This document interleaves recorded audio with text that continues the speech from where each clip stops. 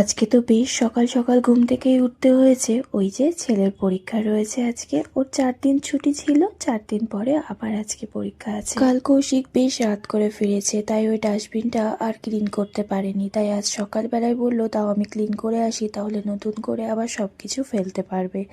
আর এদিকে আমি চা করে নিলাম, না চাটা কৌশিকই বসিয়েছিল, আমি এদিকে ছেলেকে রেডি করা আর আমি নিজে রেডি হওয়া সব করে নিলাম। মোটামুটি অনেকটা কাজ সেরে আমি যাচ্ছি, জানো তো। ওই সকালবেলা উঠে ঘর ঝাড় দিয়ে মুছে নিজে স্নান করে পুজো দিয়ে আর এই প্রেসার কুকারে একটু সিম আলু বেগুন সব কিছু দিয়ে একবারে রেডি করে যাচ্ছি।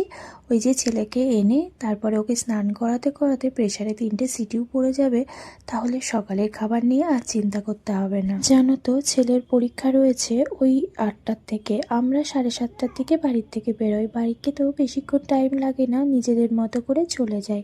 ছেলেকে পরীক্ষা দিতে দিয়ে আমরা আবার দুজনে একটু মর্নিং ওয়াক করতে যাই। অতক্ষণ তো 10টা অবধি পরীক্ষা চলে, তো অতক্ষণ এক জায়গায় বসে থাকতেও ভালো লাগে না, তাই ছেলেকে স্কুলে ঢুকিয়ে দিয়ে আমরা আবার এদিক ওদিক হেঁটে বেড়াই।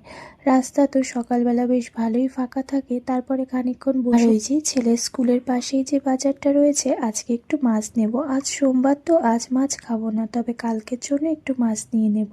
মাছগুলো বেশ ভালো দেখলাম, তাই বাজার থেকে একবারে মাছটা নিয়ে ফ্রিজে ঢুকিয়ে দিই। ড্রেস চেঞ্জ করে চলে আসলাম রান্নাঘরে, ছেলেকেও স্নান করিয়ে দিয়েছি। এদিকে আমি সকালের খাবারটাও 3জনের জন্য বেড়ে নেব।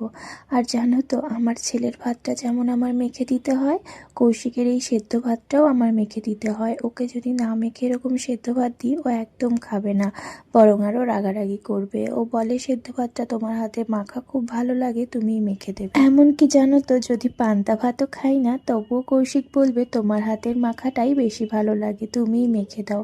ওই পান্তা ভাত সেদ্ধ ভাত হলে আমাকেই মেখে দিতে হয়। তবে এখন জানো তো কৌশিক অনেকটাই মাছ বেছে খাওয়া শিখে গেছে। আগে তো বিয়ের পর দেখেছিলাম ও মাছ বেছেই খেতে পারতো না। আজ তো নিরামিষ, নিরামিষের মধ্যে একটু বেতর শাক করব। বেতর শাকটা ওই বড়ি আলু বেগুন মটরশুঁটি দিয়ে একটু ঘন্ট করে নেব। তার সাথে একটু কলাইয়ের ডাল করছি, লাউ দিয়ে করব, আর ওই ফুলকপি সিম মটরশুঁটি সব কিছু মিলিয়ে একটা ভাজা করব। সকালে এরকম কাজ টাজ সেরে তারপরে ওই যে ছেলে স্কুলে গিয়ে প্রায় 2 ঘন্টা মতো বসে থাকি না, আমার বেশ ভালো লাগে জানো তো। দুজনা মিলে কত গল্প করি, আর এমনি টাইমে তো কাজ নিয়ে সকাল থেকেই ব্যস্ত থাকি, অত নিজেদের মতো করে সময় কাটানো হয় না।